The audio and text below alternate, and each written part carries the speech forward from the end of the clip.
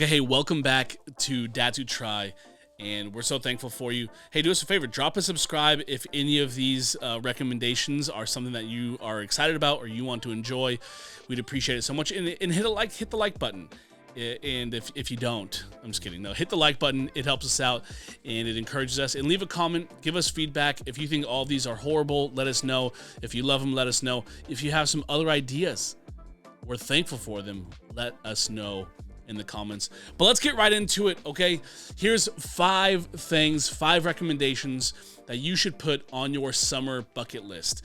And I think all of us, if we're not careful, our kids can get out of school, we can head into the summer, and if we don't have a plan, if we don't have a focus, if we don't have a summer bucket list, summer is just going to fly by. We're going to find ourselves going back into the school year without having created core memories, exciting moments, and things for our family to enjoy that keeps us away from things like this screen. Number one, I think this is such a fun idea. Go and get your phone, go and get a camera, whatever it is, and for an entire day, your family is going to become nature photographers, nature videographers.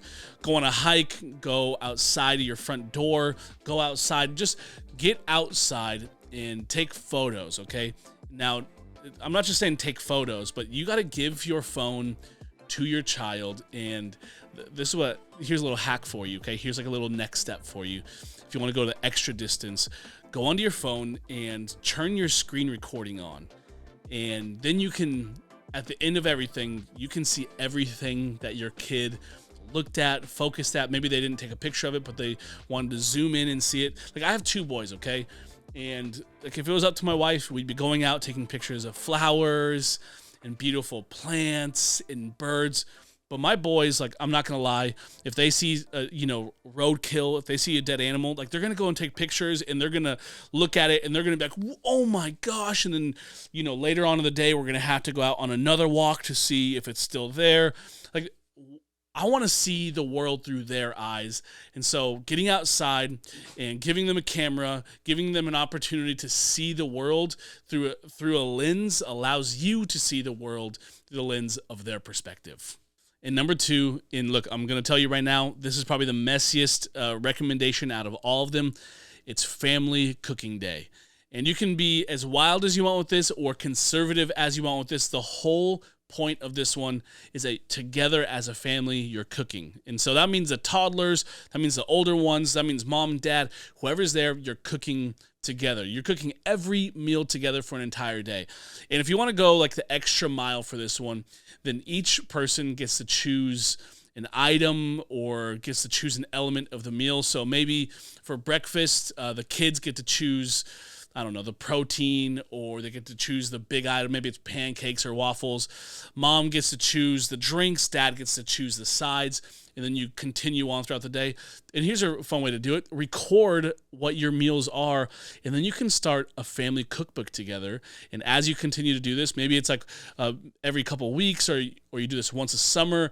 Eventually, by the time your kids are older, you're gonna have a whole cookbook of different recipes that you've enjoyed making together.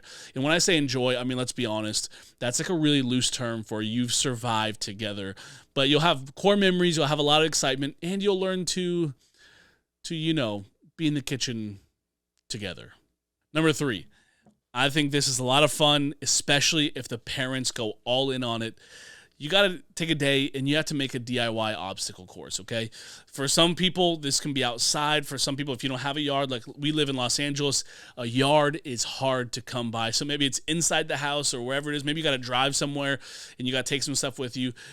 Build a DIY obstacle course, and maybe you got to jump over some stuff, you got to crawl under some stuff, you have to hang on some stuff, climb some things, you have to run, and you have to time it, whatever it is. For all those competitive families out there, this is probably going to be one that you favorite on your bucket list because of how fun it is. And again, parents, it's only going to be fun if you're going through the obstacle course as well. Like, we need to see you running, jumping, crawling, falling, all the things.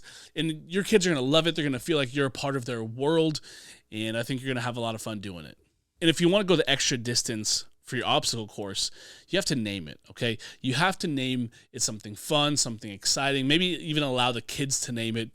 And then you're going to be running through the Little Mermaid under the sea volcano explosion obstacle course, and everyone's going to laugh. Number 4. I love number 4. I think this is a great idea.